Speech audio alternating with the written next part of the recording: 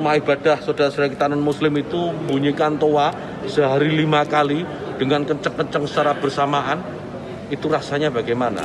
Yang paling sederhana lagi, tetangga kita ini kalau kita hidup dalam satu komplek itu misalnya, kiri, kanan, depan, belakang pelihara anjing semua. Misalnya, menggonggong dalam waktu yang bersamaan, kita ini terganggu enggak? Artinya apa? Bahwa suara-suara ini, apapun suara itu ya, ini harus kita atur supaya tidak menjadi gangguan. Ya, speaker di musola, masjid monggo dipakai, silahkan dipakai. Tetapi tolong diatur agar tidak ada yang merasa terganggu. Agar niat menggunakan toa, menggunakan speaker sebagai sarana, sebagai wasilah untuk syiar, melakukan syiar tetap bisa dilaksanakan tanpa harus mengganggu mereka yang mungkin tidak sama dengan keyakinan kita. Berbeda keyakinan kita harus tetap hargai. Itu aja intinya. Ya, Mas Roy, ini kan saya putar lagi ya pernyataan. Sebenarnya niatan Mas Roy Suryo ini mau melaporkan ini apa? Mau dihukum secara pidana atau kalau minta maaf? Bisa tidak? Tidak, saya tidak berpretensi jauh sampai ke situ. Ya, tapi justru sebenarnya kalau dilihat, ini sebenarnya justru agar keberagaman di Indonesia, kedamaian itu bisa terjaga. Semalam tuh eskalasinya sudah cukup tinggi.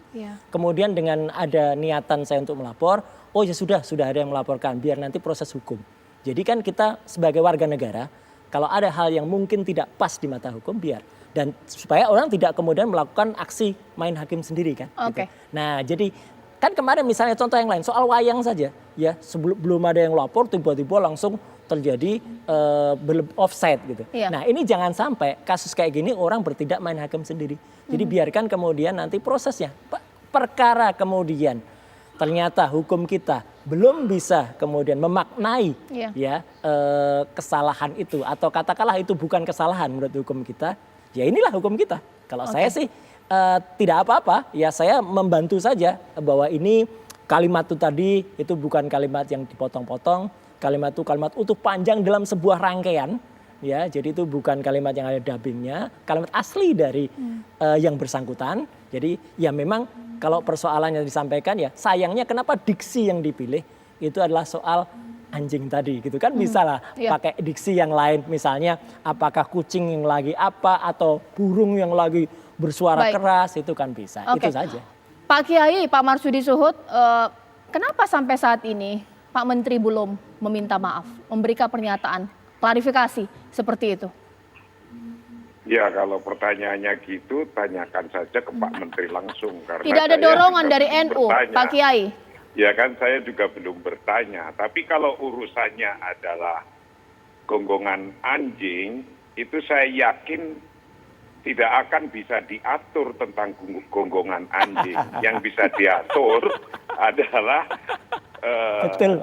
tentang kebisingan, kalau dianggap bising oleh karena suara puji-pujian atau suara adat, dan itu sudah keluar surat aturannya yang tujuannya tadi agar orang juga nyaman, tetangga yang memang bukan seneng terhadap suara-suara itu.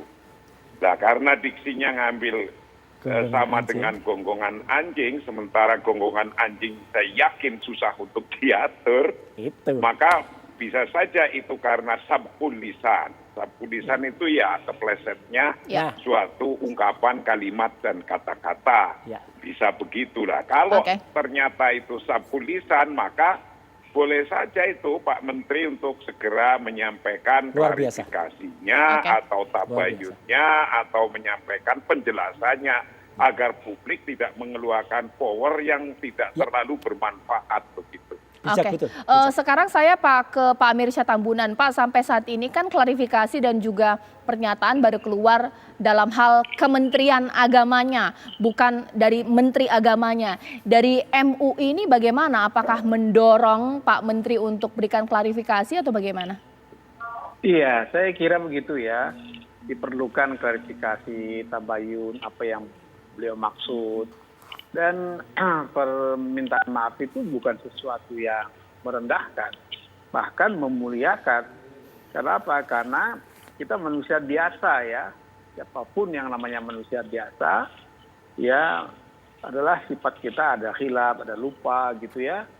Nah karena itu menurut hemat saya, supaya persoalan ini persoalan yang tidak hanya menyangkut Mas Menteri, tapi persoalan kita semua. Persoalan kita semua, kenapa saya katakan demikian? Karena sudah menjadi perbincangan publik. Nah, perbincangan publik harus kita segera selesaikan. Mengapa? Karena PR kita ini banyak sekali, Mbak Caca dan para pemirsa.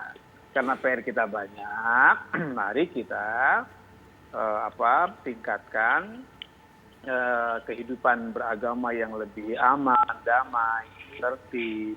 Dan Kementerian Agama akan mencanangkan tahun kerukunan. Nah, kalau mau dicanangkan tahun kerukunan, maka tri kerukunan itu antar umat beragama, pemerintah dengan masyarakat, sama umat beragama, inter dan antar. Kan begitu. Nah, oleh karena itu harus dimulai dari satu pernyataan yang saya kira bagaimana memuliakan kehidupan manusia. Jangan dengan kata-kata anjing menggonggong. Seperti kata Ki Marsudi, ya nggak bisa anjing ditertibkan. Gitu. Sekarang sekarang saya ke Bang Ege. Bang Ege, kalau dalam teori komunikasi pejabat publik ini, dalam hal ini sudah cukupkah bahwa klarifikasi dari kementeriannya atau memang harus dari Menteri Agama yang mengeluarkan pernyataan? Ya, saya mau menyatakan lebih dulu bahwa kita apresiasi semua persepsi publik terhadap pernyataan dari Bapak Menteri Agama ini. Jadi Bang atau Kang Mas Roy Suryo yang melaporkan juga kita apresiasi. Kemudian prosesnya nanti juga kita apresiasi. Tetapi yang mau saya nyatakan ada 3 hal kalau kita berbicara tentang komunikasi publik.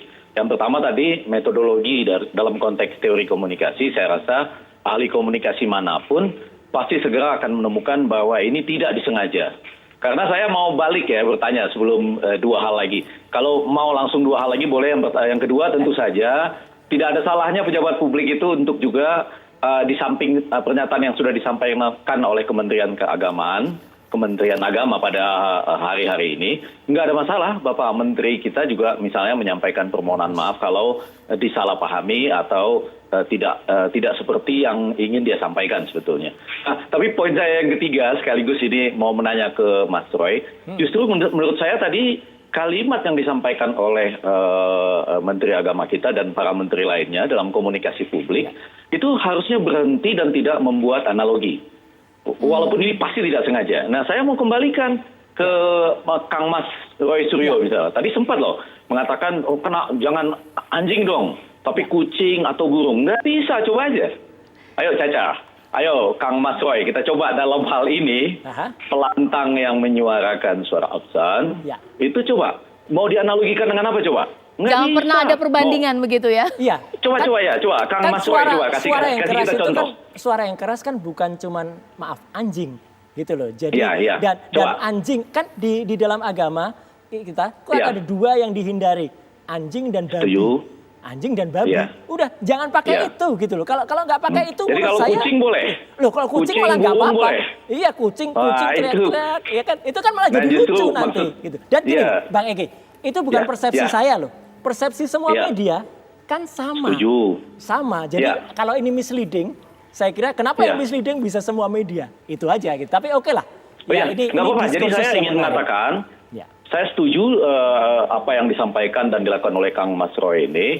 Tetapi dalam konteks tertentu menurut saya pejabat publik berusaha menghindari analogi-analogi yang sulit sekali untuk ditemukan bahwa ini pas misalnya begitu. Jadi sudah bagus ada surat edaran yang mau dikeluarkan untuk Pak JK juga sudah lama melakukannya. Sebetulnya kalau kita berbicara di negara lain, di Belanda itu waktu saya kuliah di sana ya 2001 sampai 2004, itu ada gereja di sekitar tempat kos kita begitu. Itu banyak yang terus-menerus membuat pernyataan supaya bunyi loncengnya itu tidak boleh panjang terus dibikin makin lama makin pendek gitu. Jadi ada pengaturan-pengaturan gitu di tingkat dunia juga. Tapi betul kalau boleh pejabat publik kita berhati-hati untuk melakukan menganalogikan dengan apapun. Karena sampai malam ini saya nggak menemukan analogi yang tepat untuk menggambarkan ketika pelantang itu ingin diperbaiki ya untuk menghasilkan suara-suara yang indah ke dalam maupun keluar gitu. Tapi bahwa secara metodologi ini pasti tidak disengaja. Iya, baik. Nanti sesaat lagi saya akan mau tanya kepada seluruh narasumber saya, ketika ada pejabat publik yang mengeluarkan pernyataan yang membuat gaduh, pasti alasannya adalah terpleset, tidak sengaja, tidak bermaksud. Apakah memang lagi-lagi publik harus diminta untuk memaafkan atau mungkin berbaik sangka, sementara pejabat publik bebas sebebas-bebasnya mengeluarkan pernyataan, padahal tugas Menteri Agama menciptakan kerukunan umat beragama? Sesaat lagi.